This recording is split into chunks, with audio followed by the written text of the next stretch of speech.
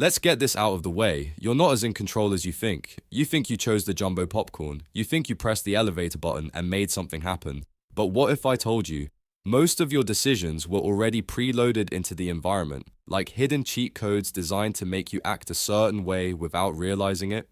From fake crosswalk buttons to app designs that hijack your brain chemistry, today we're diving into everyday objects that were perfectly engineered to mess with your free will. And yes, you've definitely fallen for at least 5 of them. Let's get right into it.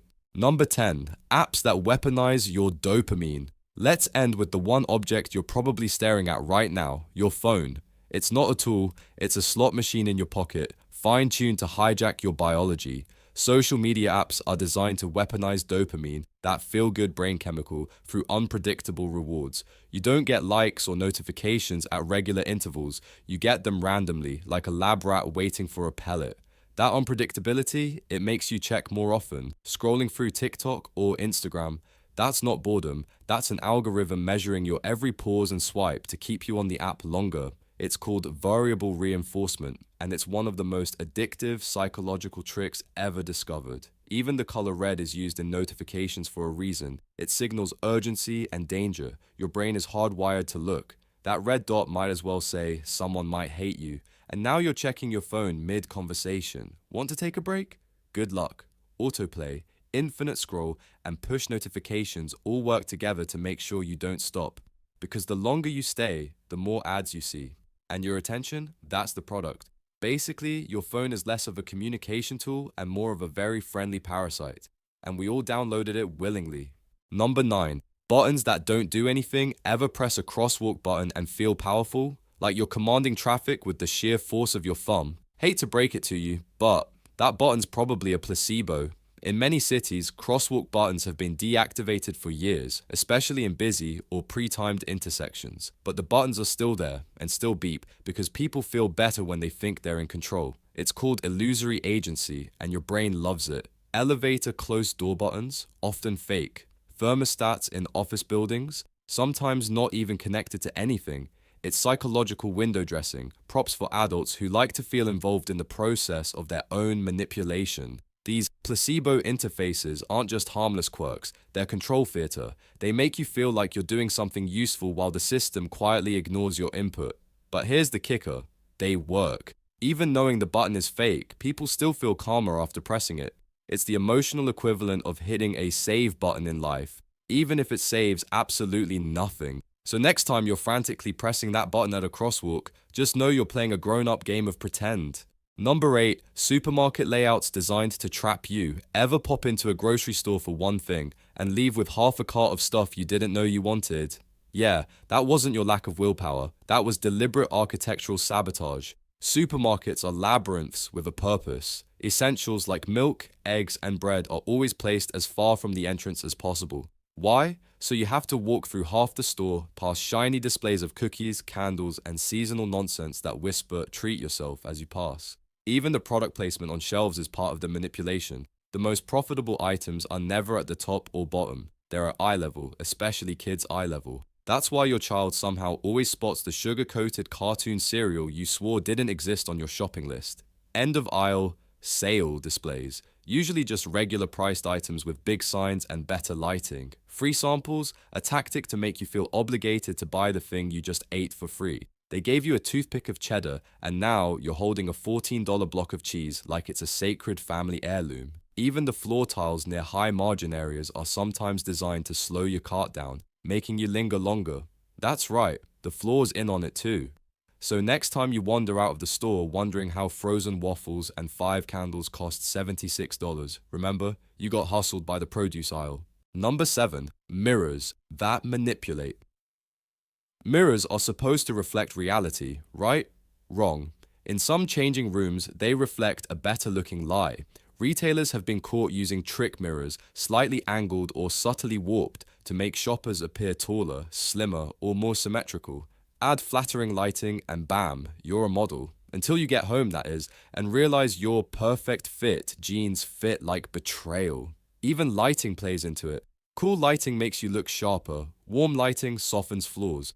Combine that with a convex mirror and you're basically starring in a low-budget Photoshop tutorial. except it's your own eyeballs doing the editing. And yes, it works. People are way more likely to buy clothes when they feel confident in the dressing room.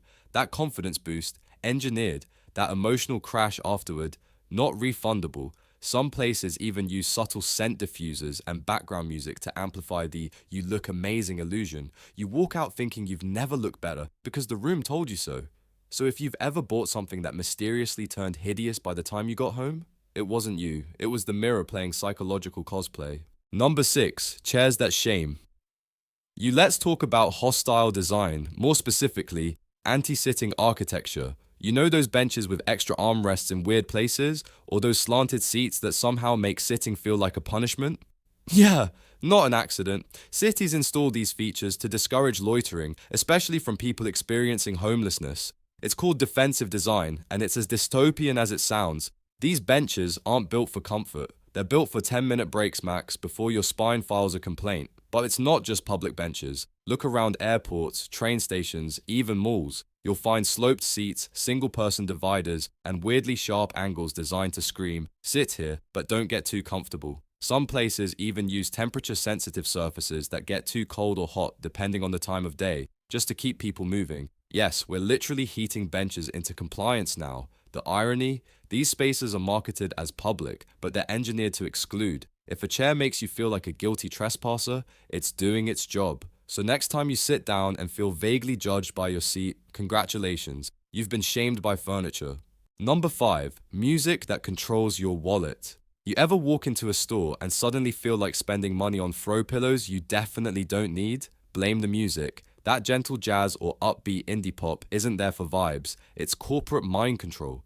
Retailers use audio engineering to manipulate your mood and spending habits. Slow tempo, you linger longer. Fast tempo, you move quicker. Ideal for high turnover zones. Classical music, it makes you feel fancy, so you splurge. That's right. Beethoven is an accomplice to your overspending. Even volume matters. Louder music can increase excitement in younger shoppers, while quieter music promotes focus in bookstores or boutiques. It's like a personality test in surround sound. One study found that French wine outsold German wine when French music played in the background. Switch the soundtrack? Boom. Germans take the lead. People didn't even notice the music. Their wallets did. Restaurants crank this tactic up to 11. Fast food joints blast upbeat pop to make you eat faster and leave.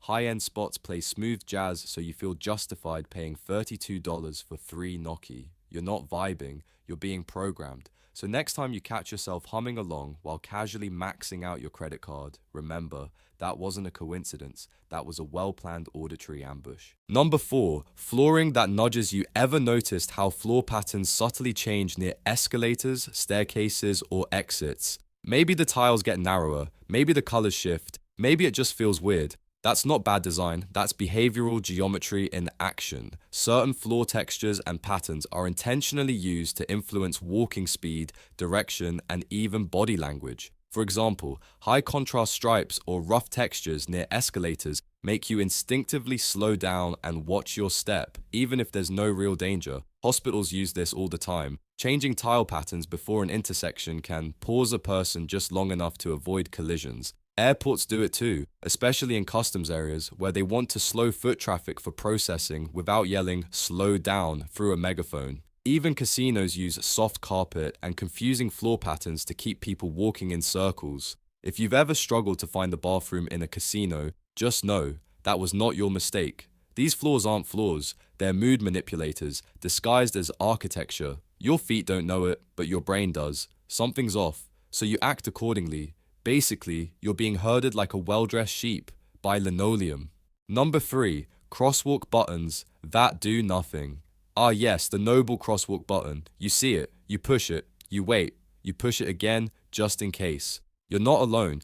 Millions of pedestrians worldwide are furiously pressing buttons that are completely fake. They're called placebo buttons, and they're everywhere. Elevators, thermostats, pedestrian crossings, all designed to make you feel in control while doing absolutely nothing. In New York City, over 90% of crosswalk buttons have been disconnected since the early 2000s. Why? Because modern traffic systems are pre-programmed. Your frantic button mashing? It's psychological bubble wrap. These buttons exist to reduce anxiety and perceived wait time. You feel better when you do something, even if it's totally pointless. It's behavioral pacification at its finest. And the best part? Your brain falls for it every single time. Because even a fake sense of agency is better than no agency at all. That button isn't for the light, it's for your sanity. So if you've ever smugly pressed a crosswalk button like a traffic wizard, congratulations, you've been emotionally manipulated by a glorified sticker. Number 2. Grocery store labyrinths. Let's play a game. You walk into a grocery store to buy just a loaf of bread. 27 minutes later, you're holding bread, 3 kinds of cheese, a seasonal candle, something labeled quinoa adjacent, and an existential crisis. How? Because grocery stores are deliberately designed like behavioral obstacle courses. The bread is never near the entrance.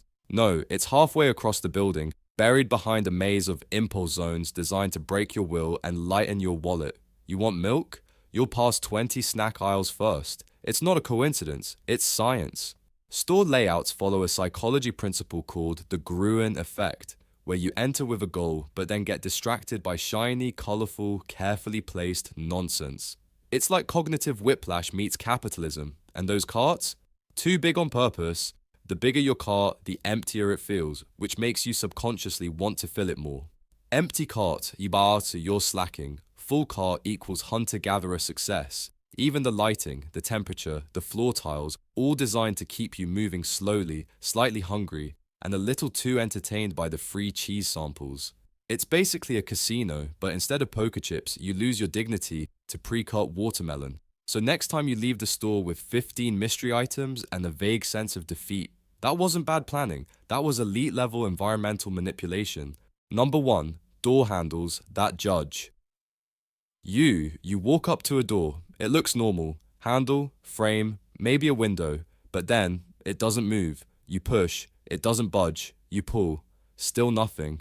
Now you're locked in an awkward battle of wills with a piece of hardware that's silently screaming, "Wrong move, idiot." Welcome to the world of normative design, where products are engineered not just to function, but to correct your behavior. That push door with a pull handle, it's not broken, and it's just built by someone who hates ambiguity and loves social obedience. These kinds of designs force you to conform without realizing it. There's even a famous example in UX design called the Norman door, a door that tells you to do the exact opposite of what your instincts say, because apparently, humiliation is a teaching method. Some public spaces even use extra resistance or weird handle placements to subtly herd people through specific paths, reducing loitering or even limiting access. It's a psychological cattle prod, but make it subtle. The handle isn't just a piece of metal, it's behavioral training equipment. Your failed attempt to push a pull door, that's the design punishing you, so next time you comply instantly. Basically, every time you embarrass yourself at a door, someone somewhere pats themselves on the back for effective behavior shaping. Congrats, you just got trained.